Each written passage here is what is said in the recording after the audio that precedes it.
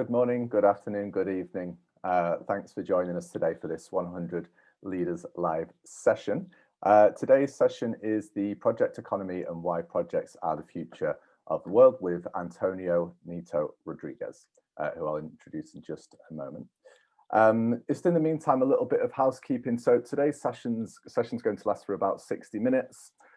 Feel free to use the Q&A box to interact with us and ask any questions that you may have. The chat box is just going to be used by us to deliver information to you. So if you've got any questions for Antonio or for us, just use the Q&A box there. And as everyone logs in and gets situated, please take a moment just to type into the Q&A box just to let me know that you can hear me. Just type into the Q&A box, what has been your biggest accomplishment so far this year? We're into the 20th day of January 2021. So yeah, what has been your biggest accomplishment so far this year? For me, I've managed to get out of bed every day this year so far, so that's a big accomplishment. And just to introduce myself, my name's Chris Alexander. I'm the program manager of 100 Leaders, and I'll be your host for Antonio's session today. We've also got JP with us dealing with all the technical stuff in the background. So if you've got any questions, JP can answer those for you in the chat box, Q&A box, sorry. The 100 Leaders Live initiative brings forward-thinking leaders together to create a space to learn from and support one another. As well as the live monthly sessions, you can access our exclusive Slack community, which is a safe, supportive space where 100 Leaders members can access valuable resources, give and receive advice, and converse directly with 100 Leaders speakers. And actually, right after this session, you can head over to Slack and join us in the Managing Change channel, where Antonio will be answering your questions from the webinar. So if you're not already a member of Slack, you can go in there. You can click the link that JP is just putting into the chat box now. So back to today's session. And in order to make the most of this learning experience, we recommend that you turn off all distractions, prepare to take notes, and just allow yourself to be fully focused with Antonio. So Antonio Nieto-Rodriguez is a leading expert in project management and strategy implementation. He's recognized by Thinkers 50 with the prestigious award Ideas into Practice. He's the creator of concepts like the project economy and the project manifesto. He is the author of Lead Successful Projects, The Project Revolution, and The Focused Organization. And he's been teaching project management for more than a decade to senior executives at Duke CE, Solvay Business School, and Blerick. Apologies, Antonio, if I pronounced any of that incorrect, so you can correct me, I'm sure. And Antonio has held executive PMO positions at PricewaterhouseCoopers, BNP Paribas, and GlaxoSmithKline. He's the former chairman of the Project Management Institute and the co-founder of the Strategy Implementation Institute and the global movement Brightline. Born in Madrid, Spain, and educated in Germany, Mexico, Italy, and the United States, Antonio is fluent in 5 languages. He's an economist, has an MBA from London Business School, and is a member of Marshall Goldsmith 100 Coaches. And with that, I will hand over to Antonio. You're just on mute there, Antonio. As usual, that's how it starts. Thank you for the kind introduction, Chris. It's a pleasure to be here with all of you and the 100 leaders.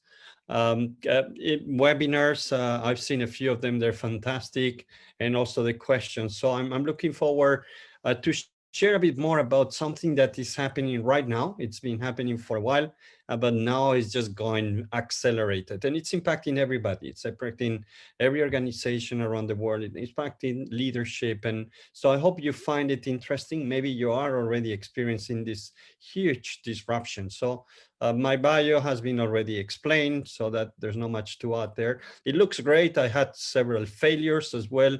That you don't talk too much, but I've been fired from work and so on. So yeah, there's a lot of things that happens in one's career. But back to the disruptions, we've all heard about all these disruptions, and you hear about them almost every day: artificial intelligence, robot, sharing economy, blockchain, and most recently, unfortunately, this coronavirus, which are completely disrupting and having huge impact. But there's one which I want to talk about, which is happening, but it's a bit invisible. You don't hear about it, but you feel it, and you're being impacted, and organizations are being impacted, and leaders are, and that's the what I call the project revolution. So let me just walk you a bit on some context here, and and history of how businesses were run many years ago. So I've done research for several books. And what is clear is that 100 years ago, most of the organizations, what you see in this chart on the left, we'll see the number of employees, the number of budgets in that organization. So this is one organization. Uh, uh, 80 years ago, there were very few people working on change initiatives, projects, and agile. And most of the resources, 85, 90% of the people working in an organization 80 years ago were working on day-to-day activities, operations, producing, selling, accounting, finance, all these things that most of the people, there were not many projects in organization, and very, very few people involved in projects, very few. But over the years, what we've managed with a lot of great thinking behind and management theories like mass production, Taylor's total quality management from Edward Deming, business process, re-engineering from Tom Peters, and the PC and all sorts of things. We've managed to do the day-to-day, the operations of a business much more efficient. So you need much less resources today in a bank to run the bank than what you needed 10 years ago. So what happens with the resources is that they're shifting towards projects. So what you see more and more is that more people working in projects, sometimes they have, or often they have, a role in a day-to-day activity, marketing, sales, strategy, but they are combining that with projects. They're working in 1 or 2 or 3 projects at the same time on top of their day-to-day business. So I can imagine that you all feel that and you experience. And the challenge is when you need to prioritize what comes first. And often it's operations. You need to deliver to your customers now. So that's happening right now. But this is kind of soft change. And we feel the pressure, we feel the tension between change and day to day. But what's happening now is that we're now in the middle of this chart. And what you see in 2020 with the introduction of artificial intelligence and robots, the blue part, the day-to-day activities, the operational part of any organization is going to be wiped away. So we don't need resources in plants anymore. We don't need resources in branches in the banks. No, it's done by your phone. You do most of the work. So what's this telling us is that there's a huge acceleration and there's a huge shift of the type of work. Many resources today, employees, managers are moving radically from having a fixed position in an organization to project-based work. And this is just going to continue. So the future of work is project-based, and not just because we've become more efficient in operations and because we have now artificial intelligence and robot, but because the world is changing so fast. In the past, I call it a world driven by efficiency. It was stable. You could have a strategy for 9 years and that would be fine. Today, everything is driven by change. So it's much more agile. Everything changes. You cannot have a strategy for more than 3 years. That means that you need to reorganize constantly, and transformation, constant transformation. So the external world is, as you know, much more faster. So companies cannot be stable. They have to be fluid and constant change, which is again more projects. I'm currently writing the book here for Harvard Business Review. We did a research with 1,000, about 300 responses from executives, 1/3, and then from project experts. And what I want to highlight here is one of the questions was, what has been the approximate increase of or decrease in the number of projects in your organization in the past 5 years? This is from last year. So, and what you see that about 25% of the respondents, 1 out of 4 companies says our projects have doubled. They've increased by 50%, which is huge. How can you manage, if it's already very difficult to manage a few projects, how can you manage hundreds and double from one day to another?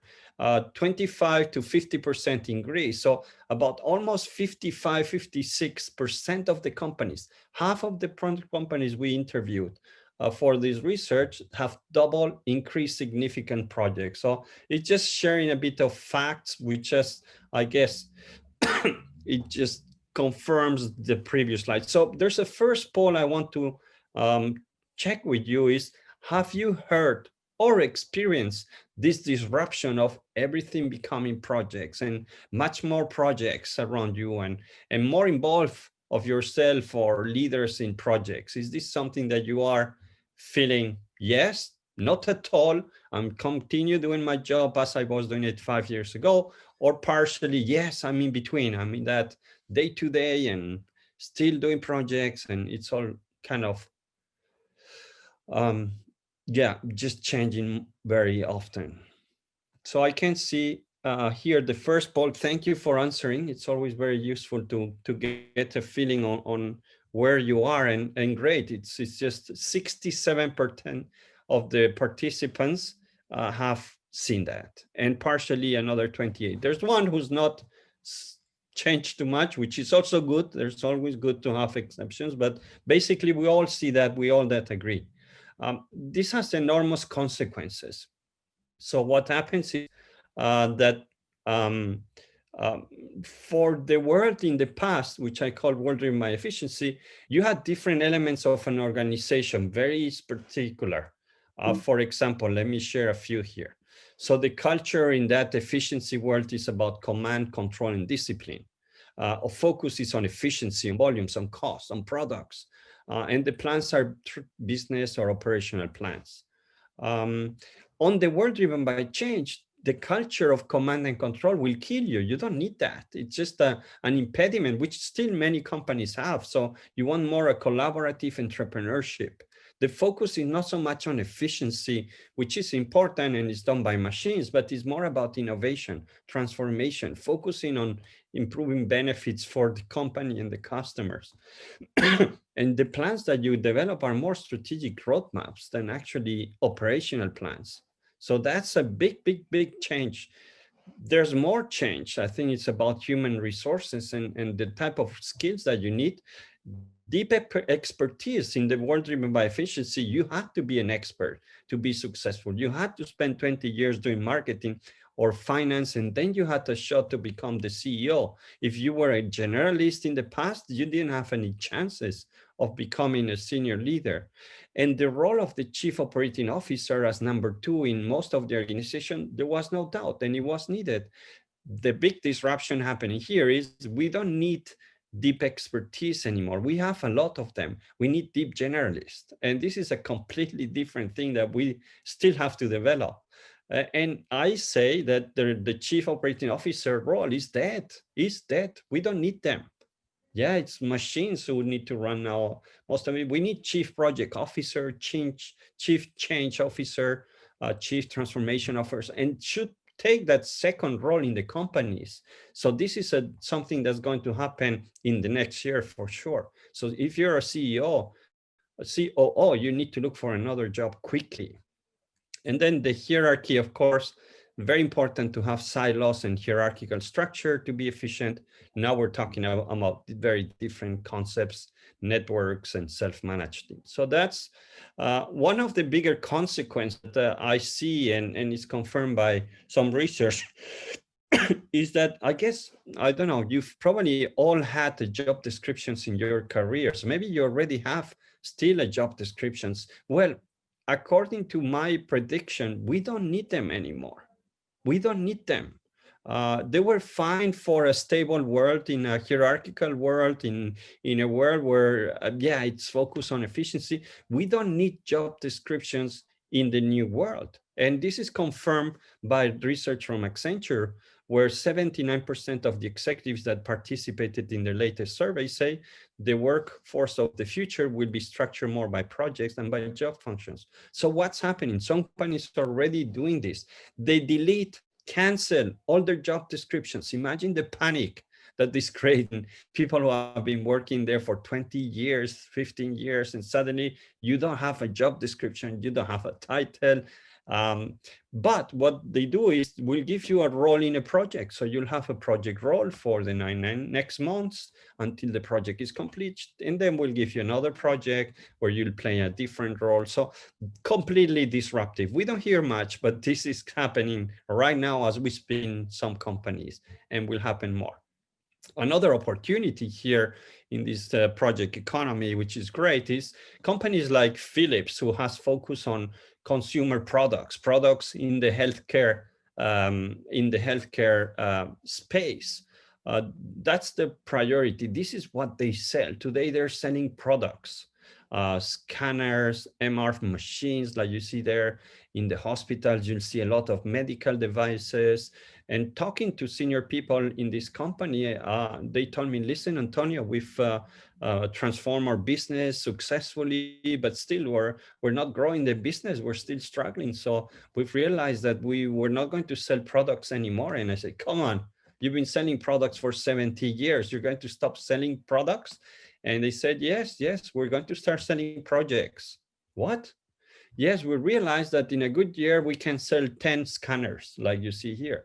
But what if we go to the local authorities and we say, we're going to build a hospital for you?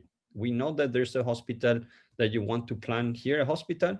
We'll do it, Philips. Yeah, we're going to run the projects. We're going to set it up. We're going to run it for 20 years. We're going to put our products. We'll work with partners. We're not engineers, but we get the engineer somewhere else. But instead of selling 10 products per year, we sell one project of 25 years. Imagine the opportunities. Take that concept of selling projects instead of products to a company that we all know, Nike. You go to a Nike shop. Today you buy sneakers, running shoes, right? You go once a year, once every 2 years, once every 3 years, maybe.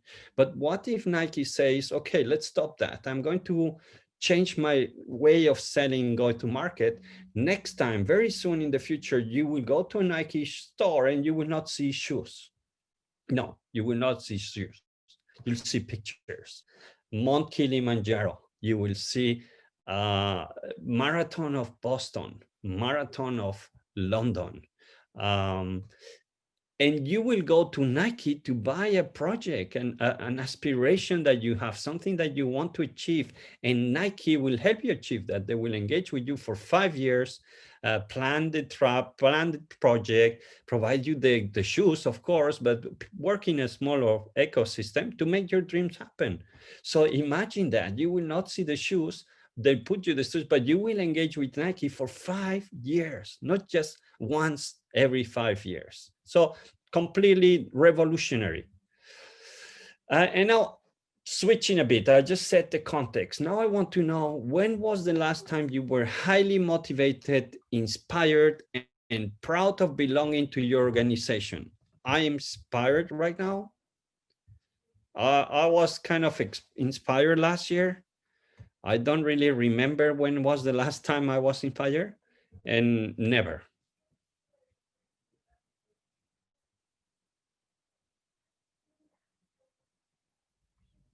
Okay, I'm glad to see so many people inspired right now. This is great news. 50-50, okay, that makes sense. About 50% of the participants are inspired, which is great. And I think that's one of the best feelings that you can have, to be inspired, to feel belonging, to feel proud. But it's hard, it's just very, very hard. And what I've realized through my research is the moments that people are most inspired is when there's an ambitious project, that you're working on something big, like the COVID vaccine or sustainability project, something with a higher purpose, where there's a deadline, where you feel proud of going to work every day. Most of the time, it's hard to find companies with a highly inspirational projects. And that's why people are not inspirational, is because inspired is because there is no deadline, there's no dream, there's nothing that you go to work like a hamster in a wheel and that's it. No, we need that part to make us happy and proud of what we are. So leadership is lacking those sense of, we need more inspirational projects, at least one. Thank you for the results. Here you can see about 53%, so great. And half of them last year is not too bad. Let me give you a couple of examples with our amazing projects. I have seen thousands of projects for my books and research. The number one, it's at least from a project perspective, from a project management, is obviously the iPhone, the Purple project in 2003. Um, um, well, basically the idea to launch an iPhone, a smartphone, it was presented to Steve Jobs in 2001 and they didn't launch a project straight away, which is very amazing because most of the companies I know, they have a great idea and the next thing they do in the next morning is they have a kickoff meeting where they invite everybody. We're launching this project. We want to create a new smartphone. And now it goes and it's a disaster. That's what most companies do. They launch the project right from the idea.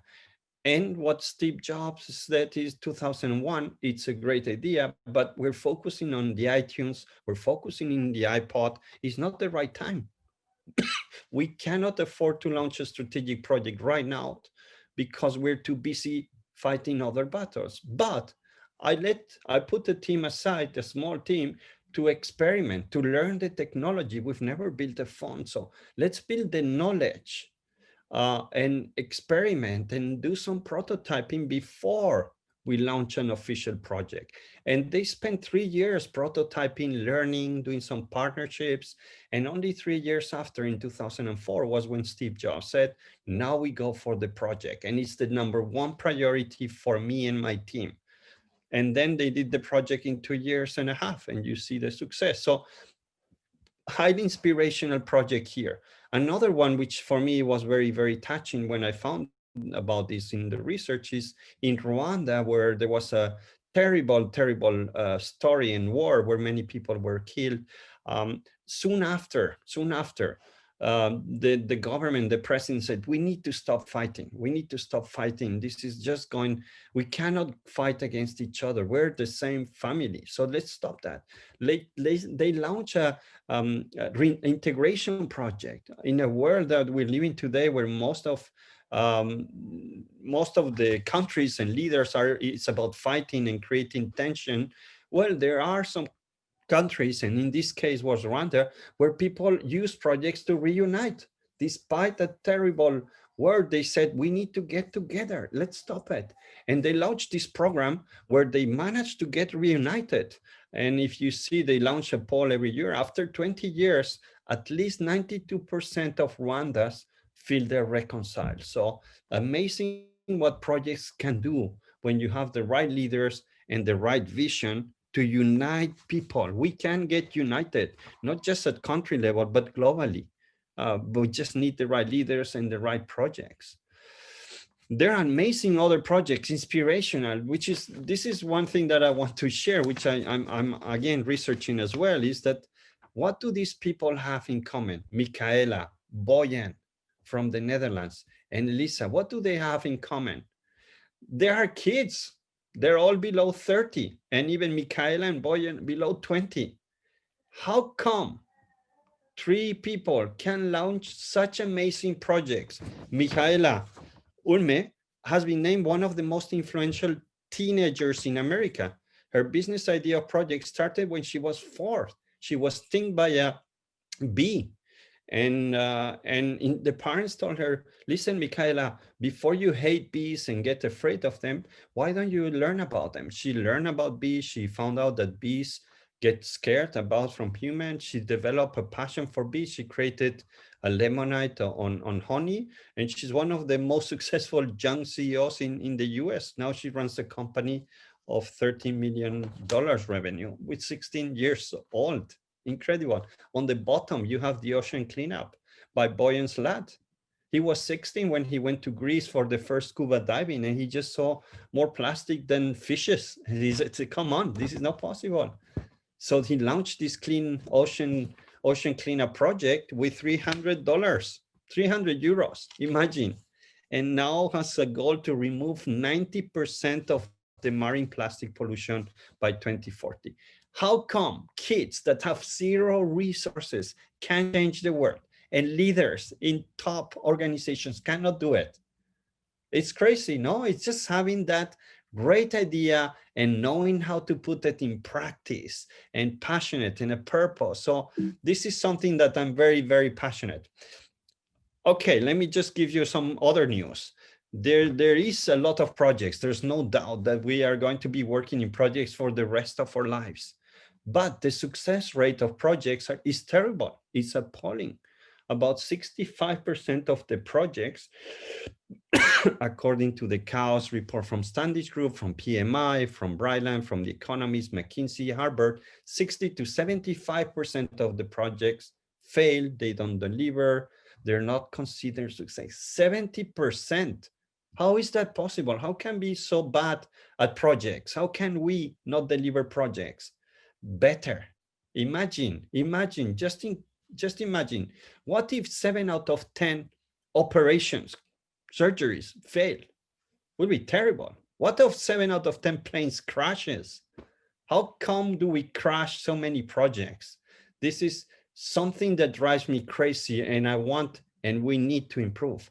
If we would just increase by 30%, if we would be successful in 6 or 7 projects out of 10, we would instantly be generating about 14 trillion US dollar per year. This is the size of the GDP of China, just by doing the projects right. There's no more investment needed, not just doing it right, having the skills to do it, having good leadership to do it, having the tools to do it, and then delivering instant. Next year, we'll have 14.4 trillion USD generated just by doing that. So that's kind of my big call for action for the project management work, for the project leaders, for the leaders. Let's do projects better. Let's not reinvent everything. Just do what you can better, and impact will be there. Some of the consequences of your project revolution in your organization, half of the projects that you have in your pocket, in your company, if you have 100, 50 will fail for sure. So yes, clear, there's no doubt. Soon you will have more projects than employees. This is because of the rate of launching projects, not finishing projects, and more people involved. So how can you manage more projects than people? I don't know, but I've seen many companies in that. All employees, all your staff will be working in projects. And one of the biggest challenges is senior leaders. They're not trained for projects. They're not trained, very few. And MBAs don't teach project management. And that's one of the biggest challenges. One part of my quest is make sure that every senior leader knows what projects are about, what's the fundamentals, how can they get better, how can they build competencies. I never teach a company project management to the managers if I don't teach the senior leaders. Those people are the ones that need to change first. And their role is fundamental for success in a project. 30–40% of the success of a project is because you have a good sponsor.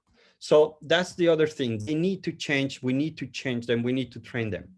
Just quick question here, just to see how you're doing. Who has been trained on project management, formal training, 3–4 days, or certification? Just quick test here, Paul, just to see where we are. It's normal that we're not trained. Universities don't train you. Graduation schools, universities, business schools, hardly. So it's very common not to be trained. I think that would be not a surprise, unless you are really focused more what we call professional project manager. Most of us not. So what do we see is, yeah, majority no. Yeah, what, 60%, 70% of the people here not been trained or partially. So I think that's where we have a huge opportunity to get better, is allowing people to understand the basics.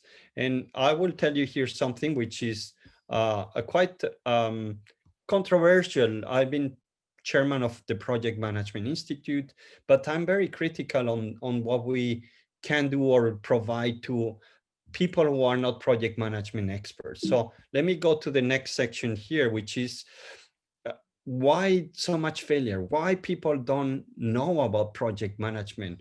Why do they know about strategy? Yeah, why do people know about the 5 forces of Michael Porter?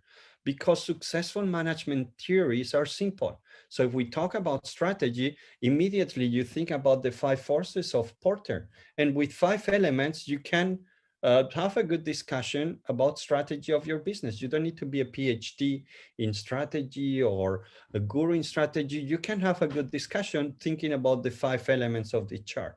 If you think about marketing and marketing plans, the same. You just go to Kotter and you have the 7 Ps. You don't need to be a marketing guru to have a good discussion with your team or management around the key elements of marketing. The business model canvas. If you're talking about business model generation and reinvention of business models, you have from Alex Ostervelde and Yves Pignon a model canvas with 9 boxes, and you can have a good discussion workshop around that. Agile, which many people talk today and for the past year, it was just very simple. It was just 1 page. The problem with project management is that there's no framework. The project management body of knowledge that we kind of say is our Bible for us is 750 pages, 750 pages. Nobody will read that, nobody. And especially the people who are what I consider occasional project managers, non-professional project managers, or sponsors. So I think what we have today as frameworks is just applicable for maximum 5% of the population. What do we have for the rest of people? Nothing. So I've developed the project canvas. I will share this. In 1 page, you can, all the elements of your project. So if you discuss all this and all these 14 elements, you have green, you're on control, that project will be most likely successful. I'm not going to deep into this. That would be maybe another session, but you'll get the canvas with some kind of instructions. Very simple. You can go to a meeting with people who are not experts in projects and discuss the 14 most important elements of your projects. If you miss half of them, don't start the project.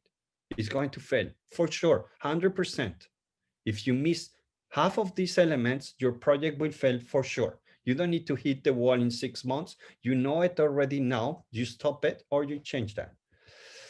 Another key element that I'm bringing here is knowing when to start a project is fundamental. There are not any kind of frameworks that help to do that. So I was happy to work together with Whitney Johnson. He's another MG100, an expert on the S-curve. And we realized that many of the projects start at the bottom of the S. At the bottom of the S, we have no clue about the project knowledge, or we don't maybe have even resources.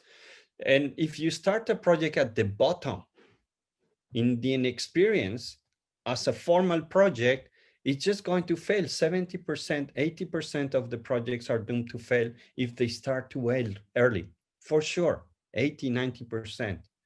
So what we recommend is experiment. Like we saw with the iPhone, experiment, try, but don't put a team of 20 people with consultants to develop that project. It's too early. Focus on what you have, finish them, and then, but explore and do innovation and prototyping and agile. So this is something that we wrote an HBR article, and these are the questions that we put together to try to help people assess, is the project ready to be a project? Is the idea mature enough? Are we ready internally to launch this project? And that way we'll solve many of the projects that fail. Another big controversial issue that, again, I'm kind of always told, you're a bit controversial here, Antonio. But one of the biggest mistakes that the project world has brought into organization is believing that just one methodology, one method, one approach was valid for all the projects, all the changes. And in the 20 years ago, 30 years ago, we thought that what we call waterfall model, the traditional project management approach, which is first you do a business case, then you define what you want. Only when you know what you want, you make a plan. And only when you have the plan, then you start implementing. And that worked for 20, 30 years. That was the norm, which was wrong. I've done that many times wrong. And then Agile came into the picture and said, forget about project management. That's old fashioned. That doesn't work in a changing. And say, now let's shift all the projects to Agile. Another huge mistake. Companies that are doing just Agile, impossible. It will not work. Companies that are doing just project management, impossible. It will not work. So I think what we need to develop, and this is part of the book I'm writing right now for HBR, is we need a tool set. We need tools. You as project manager, project leader, you need to have this tool. Your organization needs to have this tool. And depending on the complexity of the project and the uncertainty of the project, have we done it before? Do we have the capacity to do it? Do we have the skills and the knowledge? Do we know what we want in the project, or it's just a website that we need to build or an app where we don't know how it's going to look? That's highly uncertain. Don't use project management. It's a recipe for disaster, 100% guaranteed. So use more Agile. But if the complexity is high and the uncertainty, we've done it before. Olympic Games, probably the most amazing project, most complex. Do we use Agile methods? No, it will not work. We know what we want. We know it from day one, and we just get it done. Okay, so this is super important that we start introducing all these tools, and it's not one against the other. That's completely wrong. If you're doing that, wrong. Needs to change quickly and build all these skills. These methodologies mean skills behind as well. So it's not I'm an Agile expert or I'm a project expert. That's was great in the past, not anymore. We need all these skills. Maybe you will not be super expert on all of them, but know what they are and get together with people that know more than you. Another big thing that happens in projects, which is wrong, is how we measure success. For 50 years, we've measured success of projects depending on the cost. Are we on budget? Or even better, if we could spend less, even great. Are we on scope? So did we build the house that we wanted? And are we on time? Did we meet the deadline and the quality? That's we call the triple constraint or the golden rule. But let me ask you a question. How would you consider a project that originally was scheduled for 4 years and budget for 7 million? Sounds good, no? But the project lasted 14 years, a little bit more than to be completed than 4, and it costed slightly more than 7 million, just 102, right? According to projects and project management, this project should have been stopped after 5 years or 6 or 7, but 14 years, are you nuts? So let me show you the project, the Sydney Opera House. Would you have stopped this project? This project made more benefits in 1 year than the 100 million overrun. So how can our KPIs say that these projects are wrong? How can we have KPIs in organization which are telling all our projects are red because they're late or they're out of budget? Maybe some of them are and they should stop, but maybe some others, because of the benefits, the impact, should continue. That today we don't know. So I'm trying to change that. One of my favorite projects is this one. How would you consider a project that is more than 100 years late? Not 100 days or 100 weeks, 100 years. Of course, terrible, terrible. One of my favorite projects is the Sagrada Familia Cathedral in Barcelona, built by, well, started to be built by Gaudi 100 years later. They started in 1882. And they want to finish by 2024. I went to see them. I said, what's going on with this project? How can they be 100 years late? And I went to talk to them and said, listen, friends, what happens here? Are you not little a bit ashamed? This project is not 10 days late or 10 years late or 10 weeks late. It's 100 years. Are you not a bit ashamed? And they told me, no, Mr. Antonio, we are not ashamed. Do you know who's our sponsor? I said, no, who's Barcelona? And they said, no, God is our sponsor. And God is not in a hurry. It made me look projects differently. So depending on your stakeholders and your sponsor, they might have other priorities. The second big learning on this project is that they're making benefits every day with tourists and sponsorship. So yes, you can be late as long as your sponsor wants something else and you're making benefits to keep funding the project. Okay, so I'm building new constraints on benefits and sustainability and the engagement. We want people who are engaged in your projects. Those are the most committed people in your. I've developed a concept called the hierarchy of purpose. A project should be based on purpose, not so much on business case. So you can read that. And just to come towards the end is, what are the skills that we need? What skills do we want? And what you see here is, in the world driven by efficiency, I would say this is 2020, 2018 backwards for 100 years. Most of the people who have been 20, 30 years in the work environment know and heard that to make a career, to climb the career ladder and grow your income, you have to be an expert. You need to specialize. You need to have core competencies in one specific area, right? Either marketing, either finance, either strategy, either sell for 20, 25 years. And then you will grow fast and you will have a shot to be CEO if that's what you wanted. But generalist, I've been generalist for 25 years.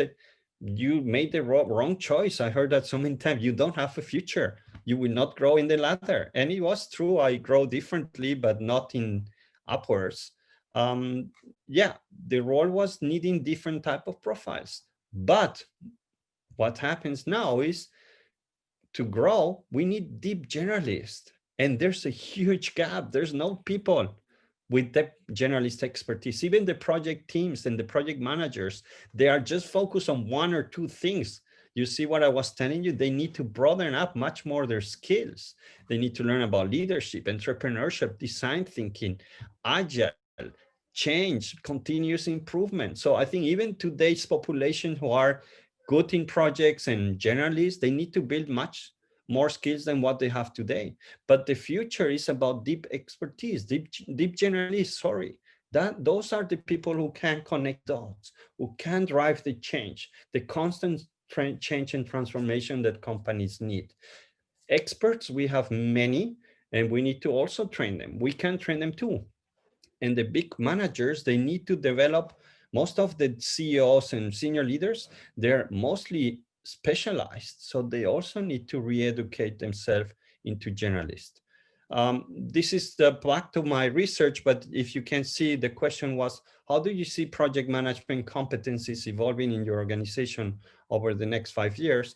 And the highest number of replies says, projects are essential for organization. We want to invest and build project management competencies. So the senior leaders, the 1,000 whatever senior leaders were saying, we have grown the number of projects. We understand we need to build the skills. We don't have them at the moment. You can see several reports. On the left, you see a poll from LinkedIn, interesting. This is about maybe a few months ago. And the question was, who's more likely to get further in their career today? And they were saying generalist. 10,000 votes of LinkedIn users. So 70%. This poll 10 years ago would massively have said specialist. So I'm just giving more angles, not just mine, because it might be a bit biased, but I think that's it. If you look at the latest version of the World Economic Forum Future of Job report, they have a table with the 20 top jobs that will increase their demand and the 20 jobs that will decrease their demand. I highly recommend that report. It gives you good indications, but you can see clearly that what you want here is digital marketing strategy specialist, but you need also transformation specialists, project managers. These are the high in demand jobs. What you will not see in this list is the accounting and so on.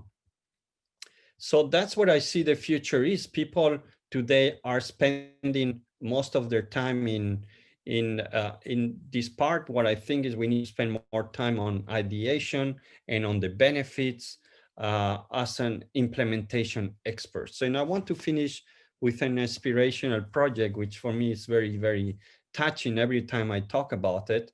You know the story, so I'm not going to give you the man, the first human in the moon, the race to space. You know what happened. I just want to highlight one part, which for me is what we need to learn here. Is so the competition in the 1960s was very strong between USSR, Russia, and the US, and the Russian arrived first to the space with the first human, Yuri Gagarin, just 1 month before the US, few weeks before the US was going to launch their mission.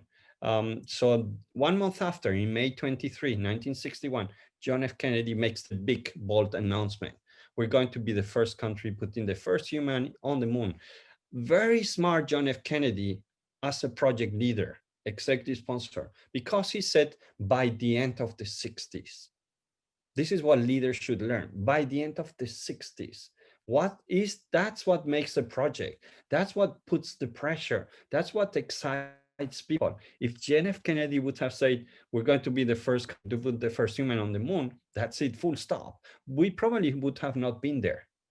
So the power of projects. But the story I want to share is just to almost finish my presentation is 1967, nobody really knows. They know the deadline by the end of the 60s. But in 1967, nobody has a clue if we're going to make it to the moon. Nobody.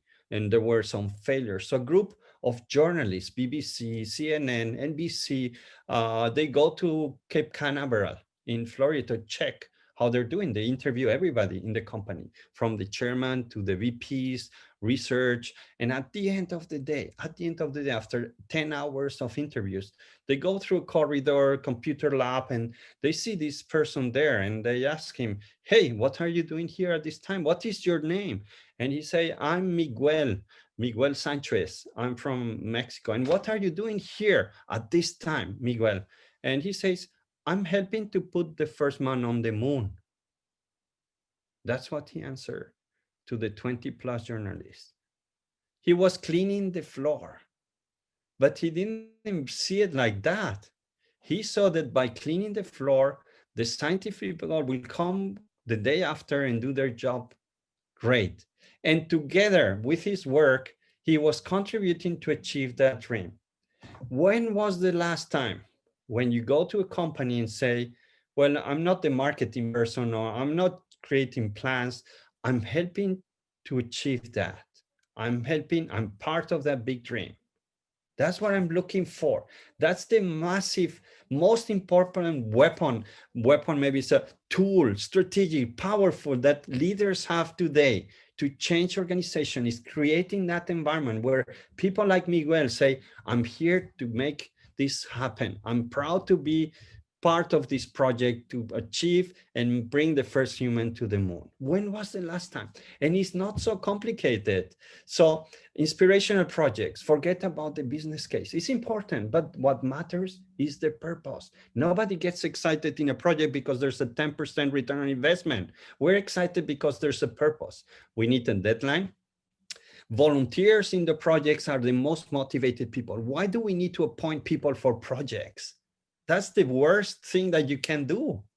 Ask for volunteers who wants to join, and then try, of course, compensate and balance the deals.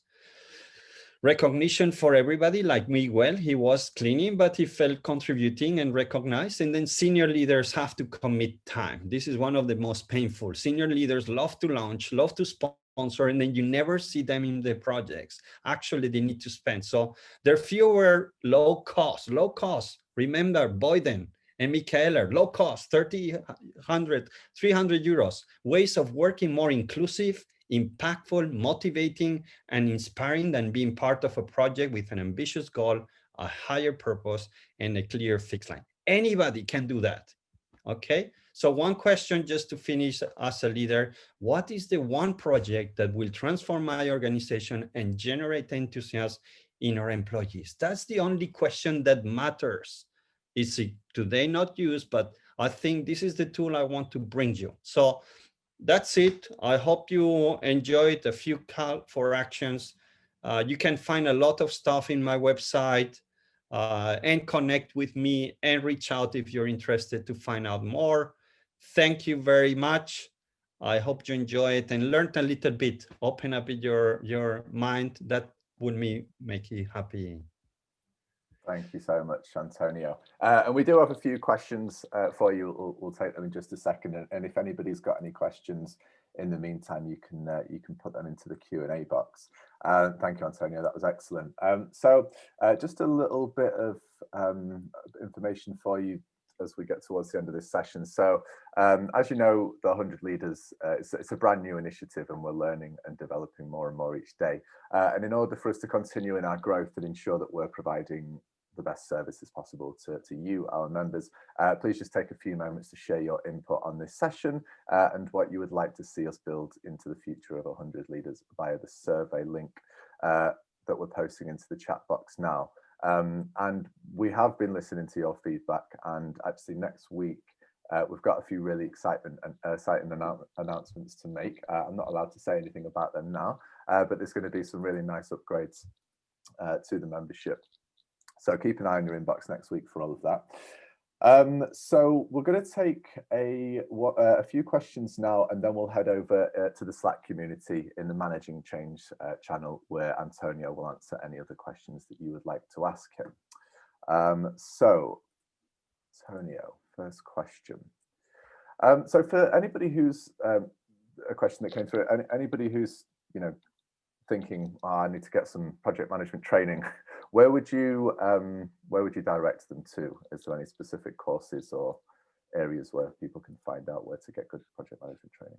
Well, I think good question, and there is quite a lot of material now on the internet. You can go to LinkedIn Learning, you can go to Coursera, so you'll get the basic. My only concern with that is that what you will learn is a bit the old-fashioned type of project management. It's good, it's important to have that, but there's very few courses that I've seen that try to embrace projects from the bigger picture, allowing to have project management, agile methods. So I don't want to disappoint you too much, because there's not much. I'm currently working with LinkedIn to develop a training specifically on that, on the project canvas, on the fundamentals, but it will take time to publish.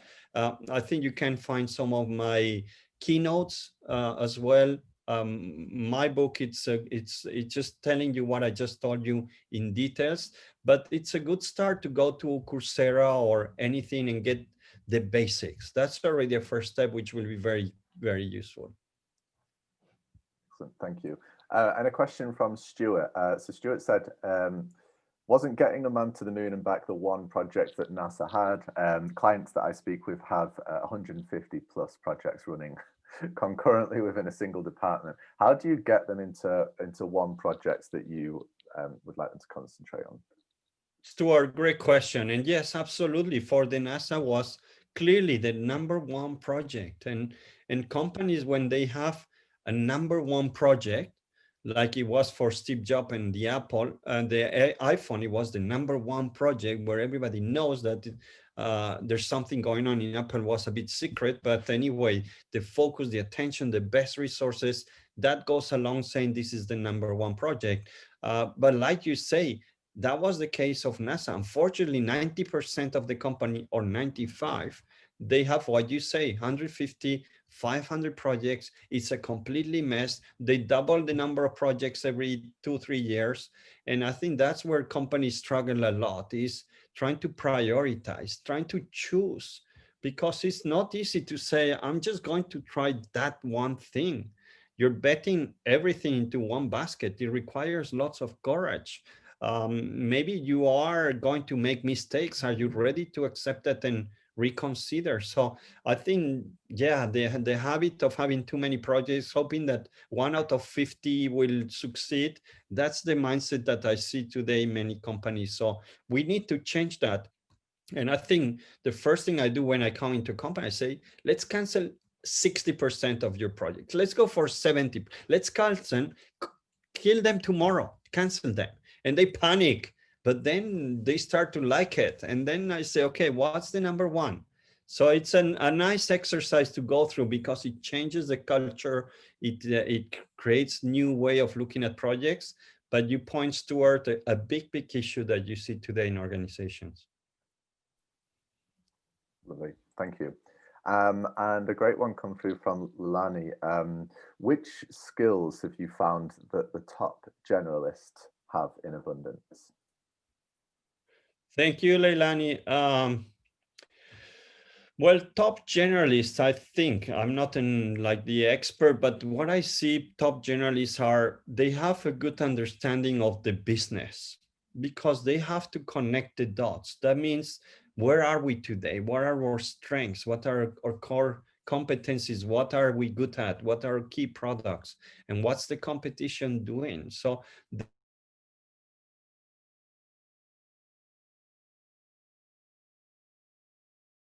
they are also detailed because they can connect the dots. I think big generalists, top generalists are also fairly team players. You don't see many solo ego-centric people in projects. You might see them as CEOs or other parts in the company, but projects require a team that doesn't report to you. So you need to build trust. So empathy, team player are essential skills for a project leader, a generalist, to make sure things happen. So I think that's one of the good things. You don't see many crazy low ego maniac people because they will not work. People will not work for you. They don't need to work for you. So I think that's another key characteristic. Very generous team players. They would sacrifice themselves toward the team, protect the team. So maybe these are two key characteristics. They don't know everything. Deep generalists, they say, well, I don't know everything. I'm just an expert on this part. I need you guys, you are the experts. So this maybe also goes along. Thank you.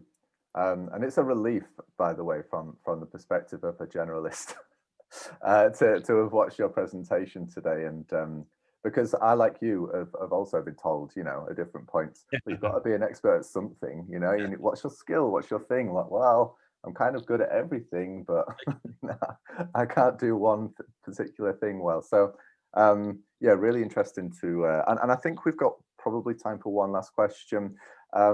And I think you touched on this earlier. Should projects follow any specific model, and which models do you recommend?